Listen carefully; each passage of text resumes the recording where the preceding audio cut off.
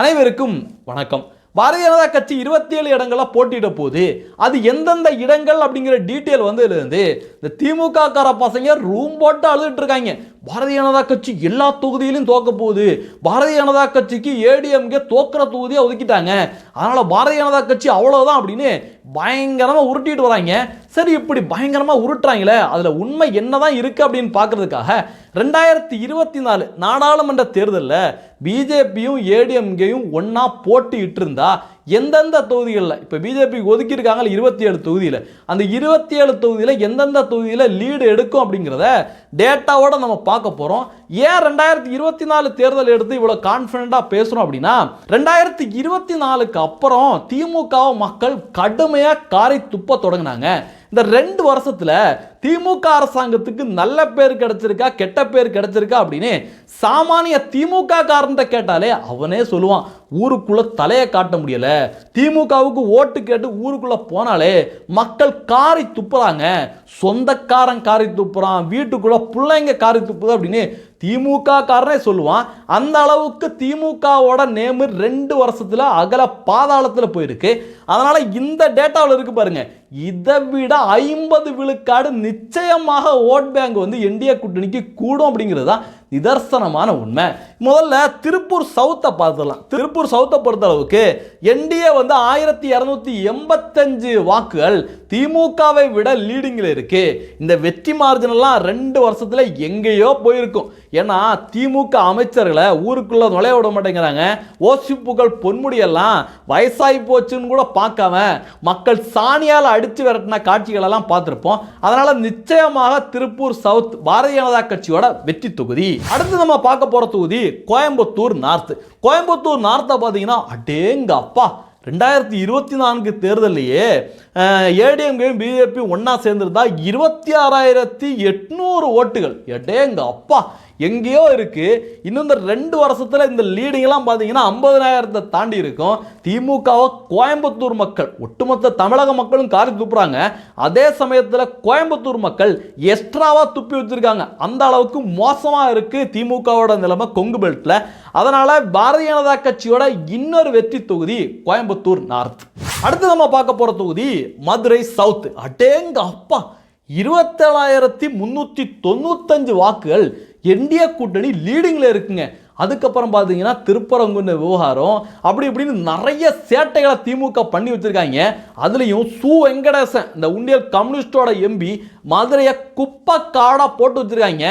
எல்லாம் சேர்ந்து மதுரை மக்கள் இந்த வெற்றி மாதத்தில் இருக்கு பாருங்க, இது 50,000க்கு மேலே தாண்ட போதா இல்லை 60,000 தாண்ட போதா அப்படிங்கிறது தான் இப்போ பிரதானமான கேள்வியாக இருக்கு.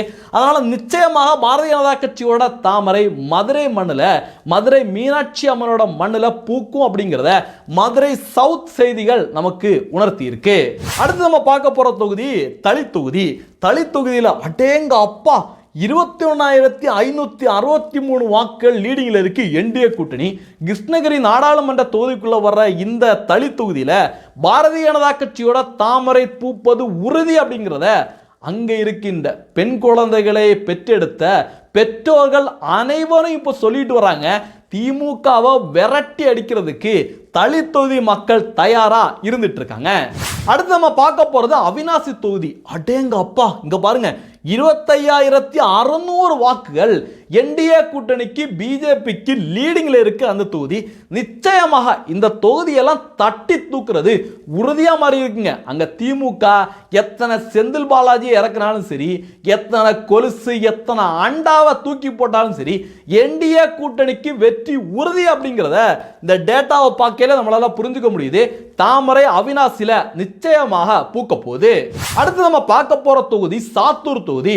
சாத்தூர் தொகுதியில பாருங்க, 25,000 வாக்குகள் என்டிஏ கூட்டணிக்கு லீடிங்ல கிடைச்சிருக்கு. எத்தனை கேகேஎஸ்எஸ்ஆர் ராமச்சந்திரன் வந்தாலும் சரி, எத்தனை உடன்பிறப்புகள் பெரண்டு உருண்டாலும் சரி, துரை வைகோவே ஓடோடி வந்தாலும் சரி, சாத்தூர் தொகுதியை திமுகவால, திமுக கூட்டணியினரால காப்பாற்றவே முடியாது. சாத்தூர்ல தாமரை பூப்பது உறுதி. அடுத்து பாத்தீங்கன்னா மயிலாப்பூர் தொகுதி. மயிலாப்பூர் தொகுதியை பொறுத்த அளவுக்கு திமுக கூட்டணியை விட என்டிஏ கூட்டணிக்கு 1693 வாக்குகள் அதிகமாக கிடைச்சிருக்கு 2024. அதுக்கப்புறம் மழை வெள்ளம், தூய்மை பணியாளர்கள் போராட்டம், செவிலியர்கள் போராட்டம், அப்புறம் பார்த்தீங்கன்னா அண்ணா பல்கலைக்கழக விவகாரம், எங்க பார்த்தாலும் போதை, கஞ்சா, ஏகப்பட்ட சமாச்சாரங்கள் சென்னையே இன்னைக்கு ஆட்டி படைச்சிட்டு இருக்கு. அதனால மயிலாப்பூர் மக்கள் திமுகவை மிதின்னு மிதிக்க போறாங்க அப்படிங்கிறது உறுதியா இருக்கு. மயிலாப்பூர்லையும் தாமரை மலர்வது உறுதியா மாறி இருக்கு. அடுத்து நம்ம பார்க்க போற தொகுதி நாகர்கோவில் தொகுதி. நாகர்கோவில் தொகுதியில டிஎம்கேவை விட என்டிஏ கூட்டணிக்கு 9000 வாக்குகள் 2024 அதிகமாக கிடைச்சிருக்கு. அதுக்கப்புறம் பார்த்தீங்கன்னா மரோ தங்கராஜோட அட்டூழியம், இந்த மலைகளெல்லாம் உடைச்சு கேரளாவுக்கு கடத்துனது அப்படின்னு குமரி மாவட்ட மக்கள் கடுமையான அதிருப்தியில் இருக்காங்க. அது மட்டும் கிடையாது, திமுகவோட ஓட்டு இருக்கு பாருங்க, இதெல்லாம் பகுதியா பிளவுபட்டு டிவிகேவுக்கு வேற போக போகுது. அதனால நிச்சயமாக நாகர்கோவில் தொகுதி தாமரை தொகுதியாக மாறப்போவது உறுதி. அடுத்து நம்ம பார்க்க போற தொகுதி திருப்பட்டூர் தொகுதி. திருப்பட்டூர் தொகுதியில் 2024 டிஎம்கேவை விட என்டிஏ கூட்டணிக்கு பிஜேபிக்கு 3700 வாக்குகள் அதிகமாக கிடைச்சிருக்கு.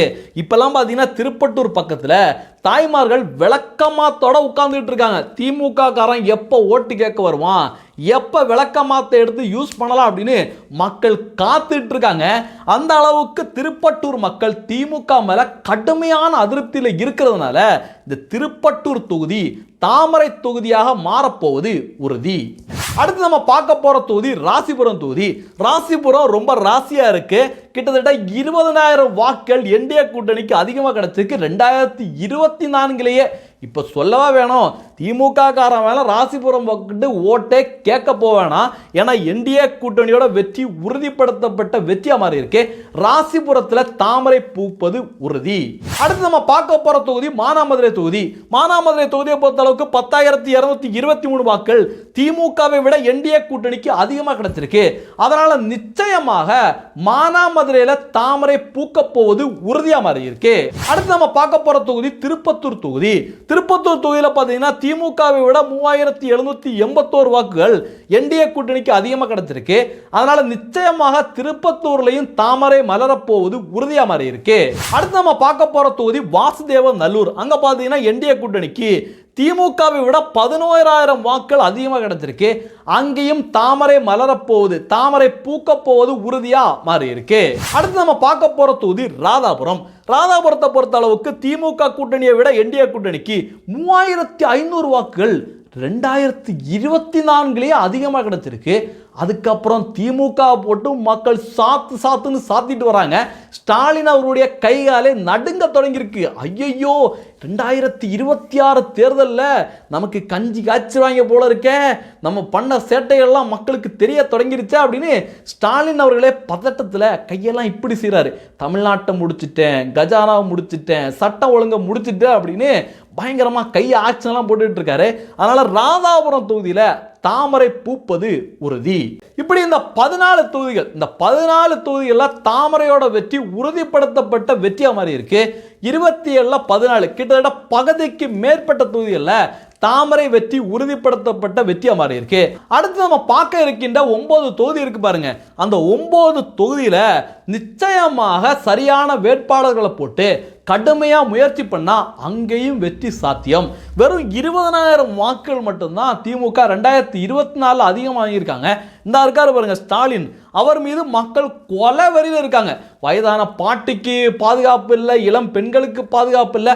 ஒட்டுமொத்த தமிழகத்தையுமே இவருடைய சுயலாபத்துக்காக, ஒரு குடும்பத்தோட சுயலாபத்துக்காக இன்னைக்கு சுடுகாடா மாற்றி வச்சிருக்காரு அப்படின்னு மக்கள் கொலை வெறியில் இருந்துட்டு இருக்காங்க. அதனால அறந்தாங்கி தொகுதியில் 2024 தேர்தலின் போது வெறும் 20000 வாக்கு வித்தியாசம் தான் திமுகவுக்கு லீடிங்கில் இருக்கு. நிச்சயமாக பாரதிய ஜனதா கட்சி ஸ்ட்ராங்கான வேட்பாளரை போட்டு கடுமையா எல்லாத்தையும் இறக்கி ஃபைட் பண்ணாங்கன்னா அறந்தாங்கி தொகுதி தாமரை தொகுதியாக மாறும். அடுத்து நம்ம பார்க்க போறது ராமநாதபுரம் தொகுதி. ராமநாதபுரம் தொகுதியில் 2024 ஐயா ஸ்டாலின் ஐயா 19,104 ஓட்டை கூடுதலாக வாங்கியிருக்காரு. இவ்வளவு ஓட்டை கூடுதலாக வாங்கிட்டு அந்த மக்களுக்கு ஒன்றும் பண்ணலைங்க, ஒன்றும் பண்ணலை. கடுமையான தண்ணி பஞ்சம், மீனவர்களுக்கு நிறைய பிரச்சனை, எதையுமே ஏகப்பட்ட வாக்குறுதிகள் கொடுத்தாங்க. எதையுமே ஸ்டாலின் அவர்கள் பண்ணாதனால மக்கள் கொலவெறியில் இருக்காங்க. பாரதிய ஜனதா கட்சியை பொறுத்த அளவுக்கு மீனவர்களோட பிரச்சனையை ரொம்ப பாசிட்டிவாக அணுகிட்டு வருது. இவங்க ஆட்சி காலத்தில், இந்த திமுக காங்கிரஸ் ஆட்சி காலத்தில் ஏகப்பட்ட மீனவர்களை சிங்கள ராணுவம் சுட்டு கொண்டுட்டு இருந்தாங்க. பாரதிய ஜனதா கட்சி ஆட்சிக்கு வந்தப்போ எல்லாத்தையும் மாற்றி அமைச்சிருக்காங்க.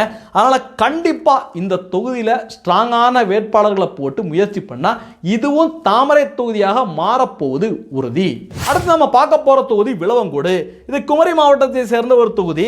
இங்கே போன வாட்டி விஜயதாரணை காங்கிரஸ் சார்பாக போட்டிட்டாங்க. அவங்க 21,000 வாக்கு வித்தியாசத்தில் வெற்றி பெற்றாங்க.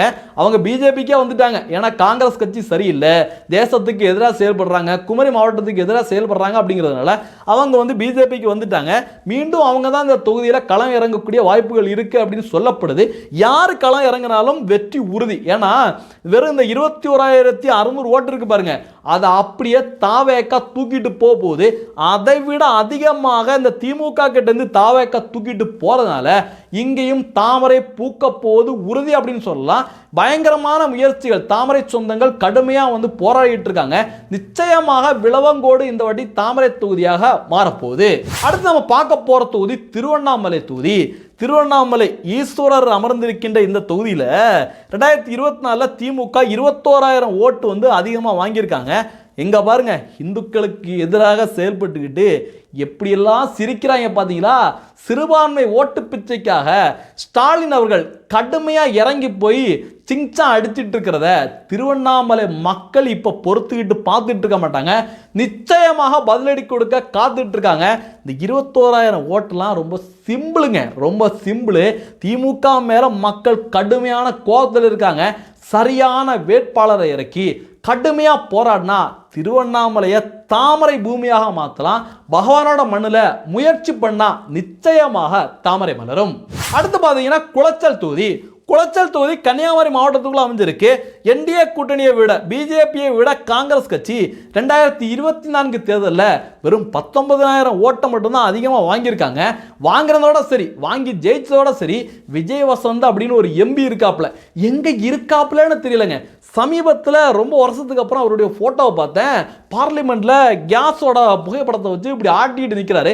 மக்கள் கடும் கோபத்தில் இருக்காங்க. எங்கே பார்த்தாலும் குண்டு குழி, எங்கே பார்த்தாலும் மரண பள்ளங்கள்லாம் சாலைகளில் இருக்கு. ஆனால் விஜய் வசந்தையும் காணோம். இந்த ஜெயிச்சாங்க பாருங்க ஒரு தொகுதியில் எம்எல்ஏக்கள் யாரையுமே காணோம். மக்கள் கடும் கோபத்தில் இருக்காங்க.